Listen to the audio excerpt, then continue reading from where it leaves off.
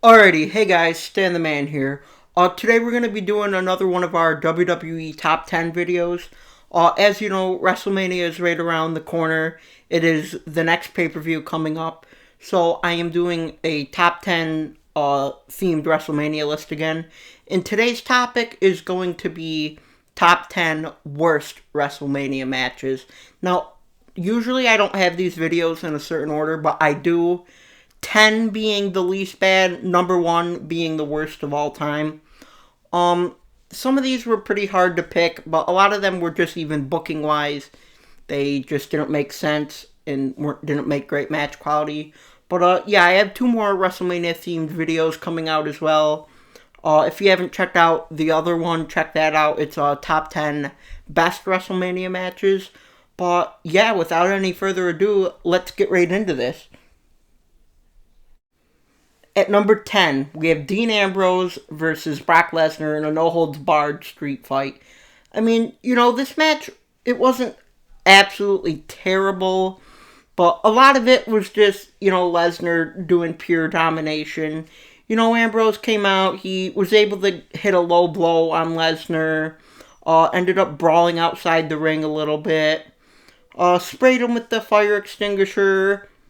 They did some cool chair spots, but, as always, Lesnar's taking his opponent to Suplex City.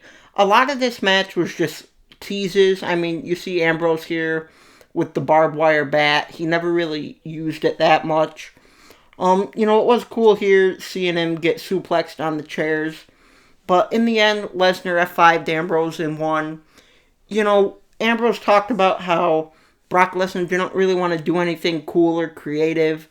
I mean, we pretty much got lucky to see the stuff that we got to see, but it could have just been so much better, but, Brock Lesnar just wants it to go his way and doesn't really want to get hurt and just have it his way. At number 9, we have Bray Wyatt going against Randy Orton at WrestleMania 33. Now, this match was physical. It had a decent story build. Randy was like in the Wyatt family or whatever, but if you're with Bray Wyatt, it's hard to get booked. It's weird. I mean, they did quite a few cool things on the outside, like Sister Abigail into the barricade, a drop kick, but you just watch it back and there's hardly any crowd reaction or anything. I mean, the most thing memorable, you see here the lights go out on Randy Orton. You see here bugs in the ring, like a projector screen showing bugs. The ref got out of the ring. Same as Parasites. It was just weird. It was different. But in the end, Randy hit an RKO on Wyatt and won the WWE Championship again. But you look back at it, it just doesn't feel like a Randy Orton title reign. And they also had this match, randomly in the middle of the show.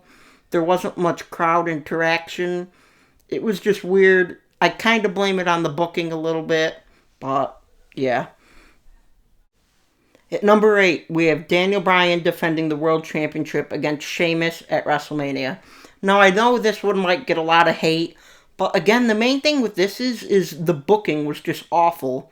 You see Sheamus and Daniel Bryan doing a stare down here, and the bell rings. He goes to kiss his girlfriend, AJ, at the time.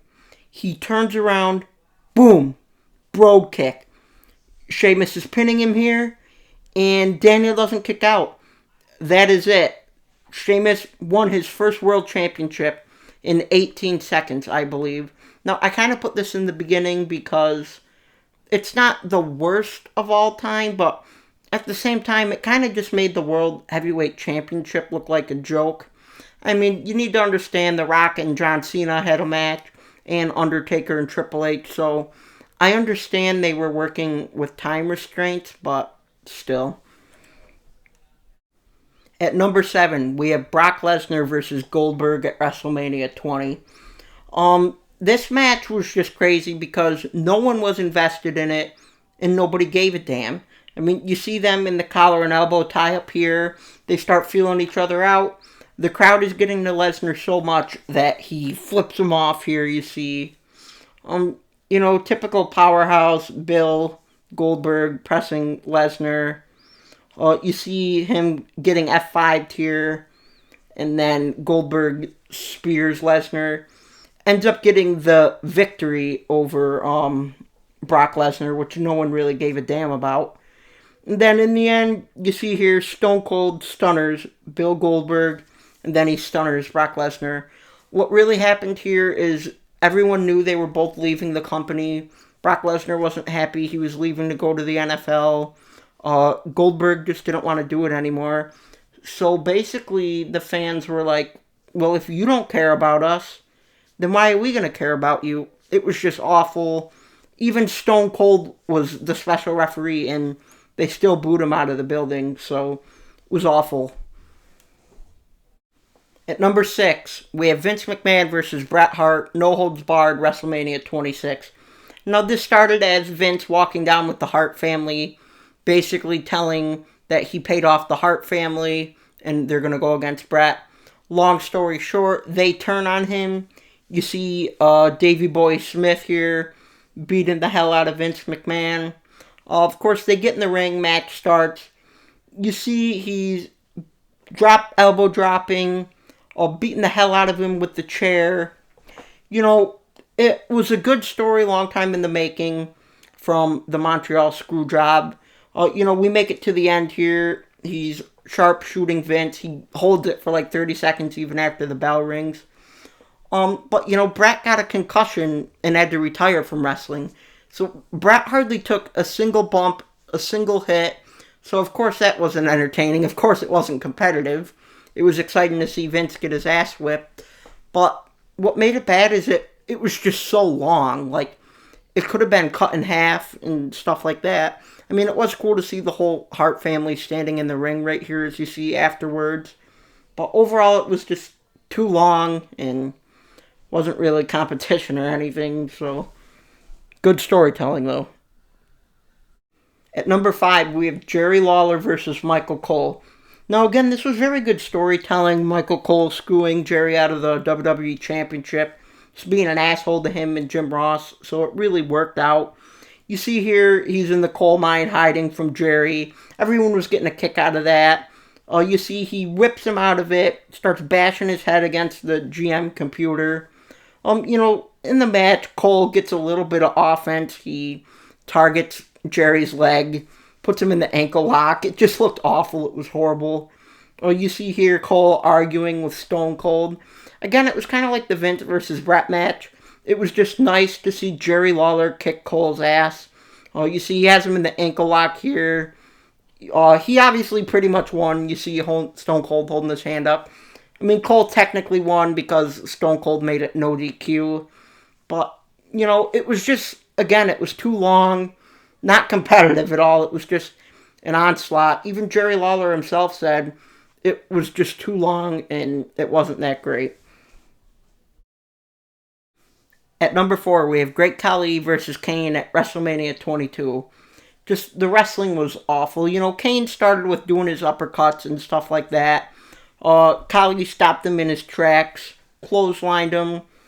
Kane, ends up getting a little comeback, is able to power slam Great Khali. Khali gets up, does the same thing, power slams him. You see Kane has a hold of Khali's throat here, gonna choke slam him. Khali just gets out of it, grabs Kane by the neck, and smashes him, does the Khali bomb to the mat, and pins him just with this foot. It had to be like 3 minutes. I watched it for this video. It was just horrible. Khali can't wrestle moves worth of stuff. It made Kane look bad. You could tell it was really just a put together match, and it was awful. It was not good to watch at all. At number 3, we have Goldberg versus Braun Strowman at WrestleMania 36 for the Universal Championship.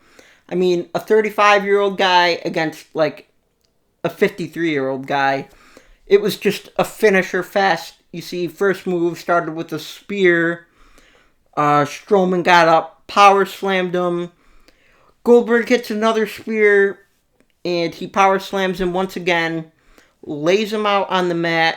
and pins him and wins his first Universal Championship. I mean, it was literally, I think they did like 3 or 4 finishers each, and that was it for the match. I mean, yeah, the pandemic was on their side. Roman Reigns tapped out, didn't go to the event, so that's what they had to work with. But, I mean, come on, just a finisher match? Like, awful. At number 2, we have Akam versus The Big Show in a sumo fight match. I mean, all I could think here is maybe they're trying to get that culture into WWE, give them some entertainment on the show. I don't know. But anyways, here they are at the stare down in the ring. No ropes, none of that. They start with the classic sumo pose or whatever. Bell rings. They pretty much just smash their jiggly bodies together. And then, they kind of just start pushing each other, push and shove kind of thing. They do the tease where they're both about to get each other out of the circle. But you see here, Big Show outpowers Akebono, lifts him up. Akebono literally lands his feet on the ground and reverses. And as you see here, throws Big Show out, and Big Show lost. I mean, you see Big Show here giving him the shadow of a doubt of respect or whatever, but just, like, who wants to see a sumo match at WrestleMania? Like, seriously. And at number 1, we have Giant Gonzalez versus The Undertaker at WrestleMania 9. I mean, he was 8 foot tall. Look how much taller he is than The Undertaker. It starts Undertaker fashion, beating the hell out of him, throwing punches. But Gonzalez couldn't do anything, really. Couldn't do any moves. You see, he has him in a headlock here. Taker manages to do old school with him. Looks like he does nothing. They make it to the outside of the ring. Gonzalez bouncing him off the barricade.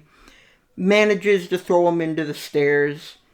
You see here, he just kicks him in the face. Gonzalez didn't leave his feet once because he just can't. He laid Undertaker out here. He put like some chemical on the towel. So Undertaker won via disqualification. Only time in his WrestleMania career. You see him, he's getting wheeled out on a stretcher. He pretty much comes back. You see here again, he old schools Gonzalez. Kind of makes Undertaker look like a badass. Like he didn't go out weak. And that was it for the match. Just, Great Khali has a hard time wrestling. Gonzalez is even worse. At least I've seen Khali do submissions on the ground.